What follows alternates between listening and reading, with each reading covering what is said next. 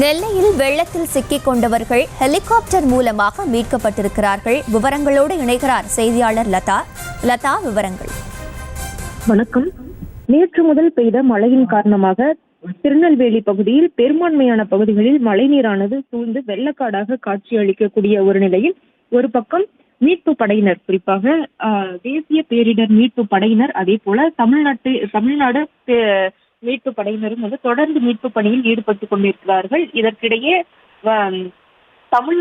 இந்திய கடற்படை துறையை சேர்ந்த ராணுவ வீரர்கள் தற்பொழுது அந்த ஹெலிகாப்டர் உதவியோடு திருநெல்வேலி பகுதியில் அந்த மீட்பு பணியில் ஈடுபட்டு வரக்கூடிய அந்த காட்சிகளை தான் நாம் பார்த்து வருகிறோம். குறிப்பாக இன்று 3 மணி முதல் 4 மணி வரை இந்த ஹெலிகாப்டர் உதவியோடு மக்களை மீட்கக்கூடிய, அதாவது வெள்ளத்தில் சிக்கி இருக்கக்கூடிய வீடுகளில் முடங்கி இருக்கக்கூடிய மக்களை மீட்டு இருக்கிறார்கள். குறிப்பாக இன்றைய தினம் 17 பேரை திருநெல்வேலி பகுதியில் 17 பேரை மீட்டு இருப்பதாக நமக்கு அந்த தகவலானது கிடைத்திருக்கிறது. அதில் 3 பேர் கர்ப்பிணி பெண்கள் என்ற ஒரு தகவலும் நமக்கு கிடைத்திருக்கிறது. இதற்கிடையே தொடர்ந்து அந்த மீட்பு பணிகளானது நடைபெற்று வருகிறது.